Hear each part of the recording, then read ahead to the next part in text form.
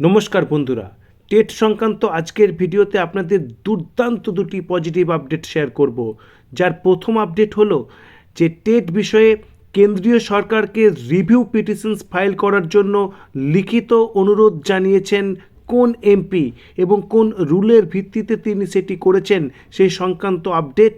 তার পাশাপাশি যে টেট সংক্রান্ত বিষয়ে যে 8টি অ্যাক্ট রয়েছে তার সংশোধনের বিষয়েও কিন্তু রিটিন যে অ্যাপ্লিকেশনস কেন্দ্রীয় শিক্ষা দপ্তরকে জানিয়েছেন এমপি, এবং এই দুটি বিষয় কিন্তু রিফ্লেক্টেড হচ্ছে পার্লামেন্টের যে কার্যবিবরণী এবং পার্লামেন্টের যে নথিভুক্ত যে বিষয় সেখানে কিন্তু এটি স্থান পেয়েছে।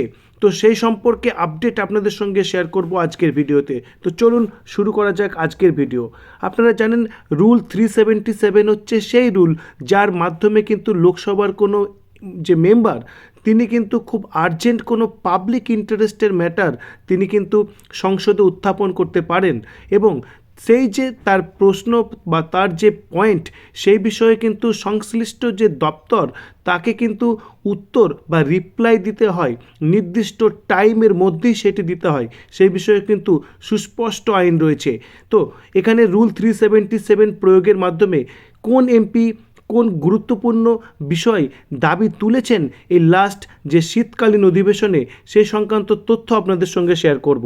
দেখুন, রুল 377 যে লিস্ট রয়েছে তার মধ্যে আপনাদের সঙ্গে শেয়ার করব 244 ডেট দেখুন 9th ডিসেম্বর 2025।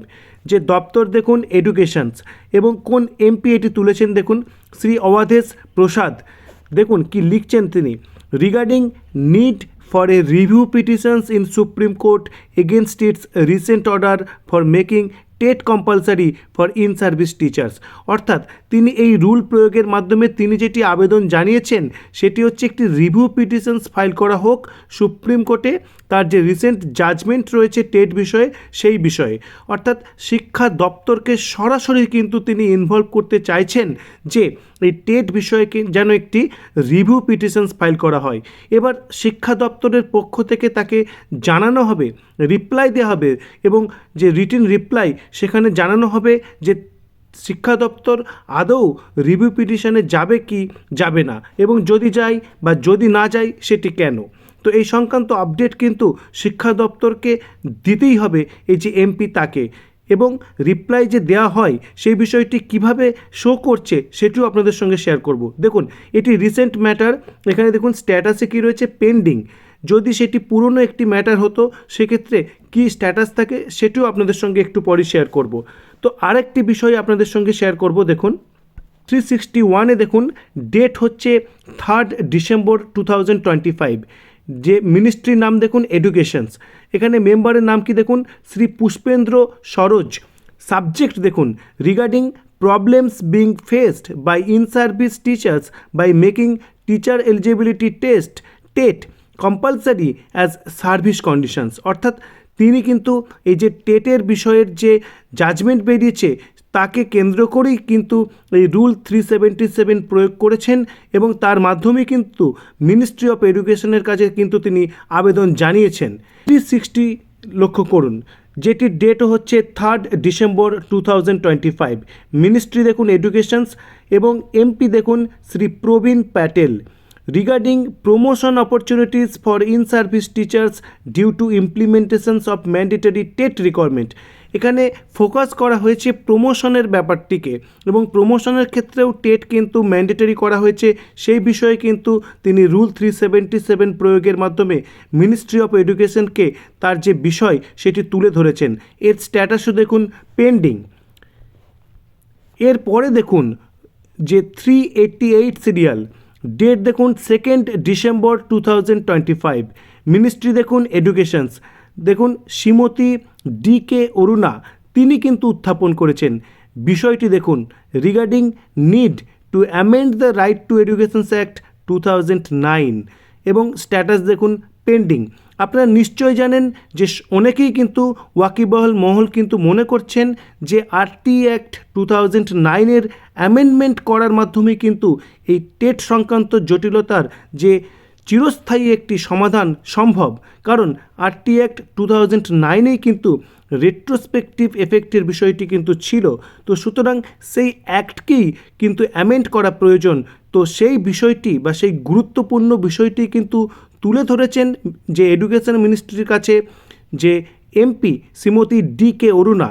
তো এই সংক্রান্ত যে বিষয়, সেখানেও কিন্তু তাকে রিটিন কিন্তু রিপ্লাই দিতে হবে এই মিনিস্ট্রি অফ এডুকেশনের পক্ষ থেকে। অর্থাৎ আজকের ভিডিওতে আপনাদের 4টি কেস দেখালাম, তার মধ্যে প্রধান 2টি কেস হচ্ছে একটি সেন্ট্রাল গভর্নমেন্টকে রিভিউ পিটিশনে সামিল করার জন্য যে আবেদন সেটি, তার পাশাপাশি আরটি অ্যাক্ট 2009-কে অ্যামেন্ড করার বিষয়টি। তো আপনাদের বলছিলাম যে এ বিষয়ে যদি রিপ্লাই দেওয়া হয় তখন সেটি কি স্ট্যাটাস লক্ষ্য করা যায়, তো সেটি আপনাদের সঙ্গে এবার শেয়ার করব। দেখুন, এটি একটি পুরনো সিরিয়াল নাম্বার 486। দেখুন, ডেট ছিল 19শে আগস্ট 2025। এখানে যে দপ্তর ছিল দেখুন ইলেকট্রনিক্স অ্যান্ড ইনফরমেশন টেকনোলজি, এখানে শ্রী চন্দন চৌহান তিনি কিন্তু বক্তব্য রেখেছিলেন।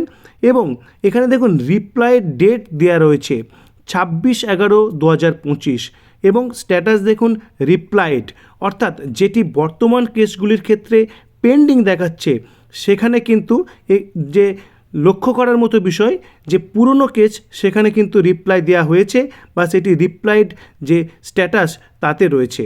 অর্থাৎ কিছু সময় পরে এই যে বর্তমান কেসগুলি তারও কিন্তু রিপ্লাই দেওয়া হবে এবং সেই রিপ্লাই দেওয়ার সেটিও কিন্তু লক্ষ্য করা যাবে রিপ্লাইড। অর্থাৎ এই যে মূল যে পয়েন্ট বা মূল যে দাবিগুলো উঠেছে সেগুলির কিন্তু রিপ্লাই কিন্তু অবশ্যই দেবে মিনিস্ট্রি অফ এডুকেশনস। এবং 2টি বিষয়ের যে কি রিপ্লাই সেদিকে সবার নজর থাকবে, সেটি হচ্ছে যে রিভিউ পিটিশনের সেন্ট্রাল গভর্নমেন্টের যে এডুকেশন দপ্তর তারা অংশগ্রহণ করবে কি না। যেমন বিভিন্ন স্টেট গভর্নমেন্ট কিন্তু রিভিউ পিটিশনস ফাইল করেছে আপনারা জানেন, সেরকমই যে সেন্ট্রালের যে এডুকেশন দপ্তর বা মিনিস্ট্রি অফ এডুকেশনস তারাও কি ইনভলভ হবেন কি না। এবং দ্বিতীয় যে বিষয় সেটি হচ্ছে আরটি অ্যাক্টের অ্যামেন্ডমেন্ট, সেটি কি সেন্ট্রাল গভর্নমেন্ট বা সেন্ট্রাল গভর্নমেন্টের এডুকেশন দপ্তর করবে কি না। তো এই 2টি বিষয়ে মিনিস্ট্রি অফ এডুকেশনের কি রিপ্লাই আসে সেদিকে কিন্তু সকলের নজর থাকবে।